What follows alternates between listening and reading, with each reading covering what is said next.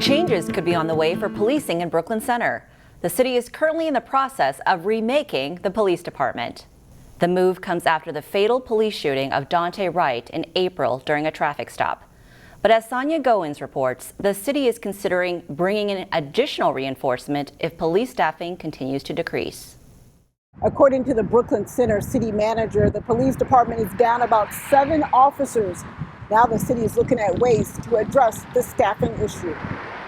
This is a trying time for not only the police department, but throughout the organization. City leaders say the Brooklyn Center Police Department is still able to operate with the current staff on hand. We're authorized at 49, and as far as patrol, we are around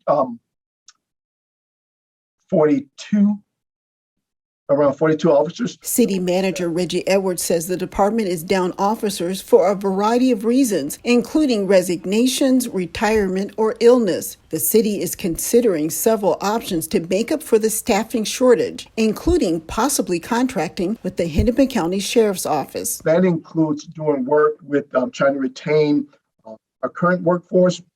It may mean some contracting or providing some other type of services. Meanwhile, city officials say they will do what's needed to be done to provide quality public safety. We have good officers who are out in our communities, and we're making the city as safe as possible. In Brooklyn Center, Sonia Goins, CCX News.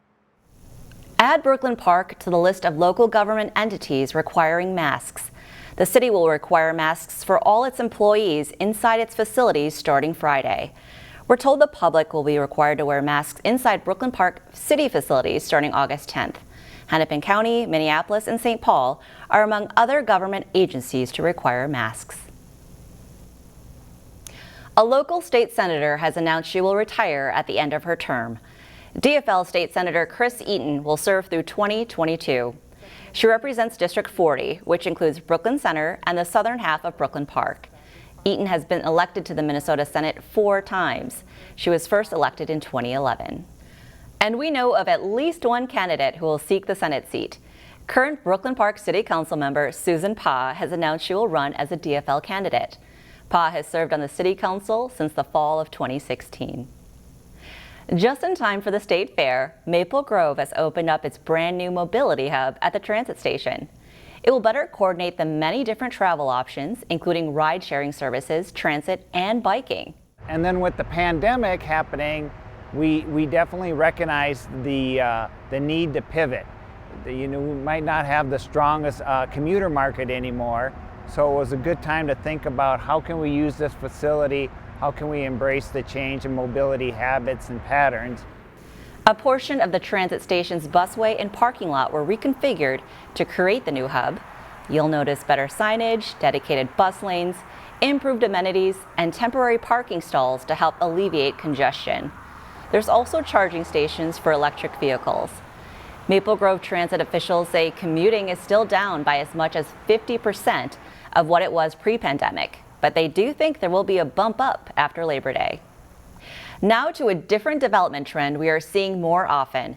New buildings going up in the parking lots of existing malls and big box stores. In Maple Grove, Cub Foods wants to get a stronger foothold in the wine and spirits market. Cub Foods wants to build a standalone 8,000 square foot building in the northwest corner of the parking lot of its grocery store. The council approved the proposal.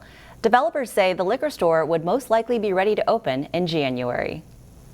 In Brooklyn Park, you'll notice a new pop-up restaurant that sells food you won't find anywhere else in the city. Well, we're from Hugo, and we came across town today to buy some lumpia and some pancit from Josie because it's the best in town. Lumpia and pancit are terms most people are probably unfamiliar with, but they're 2 of the signature dishes of the Philippines. You can find these along with some other delicious items at this new pop-up stand at Prince of Peace Lutheran Church in Brooklyn Park.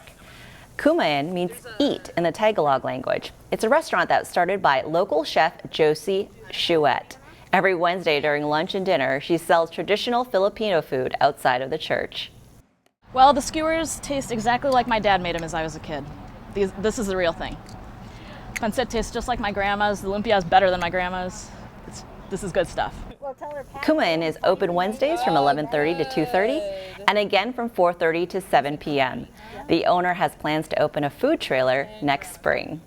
The Plymouth Rockers singing group is brushing up for its next big public performance.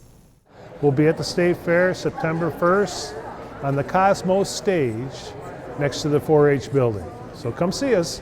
The Rockers will perform 2 shows at the State Fair on September 1st at 1 o'clock and 2:30 p.m. The group is also getting ready for its 30th year anniversary performance at Wayzata High School in October.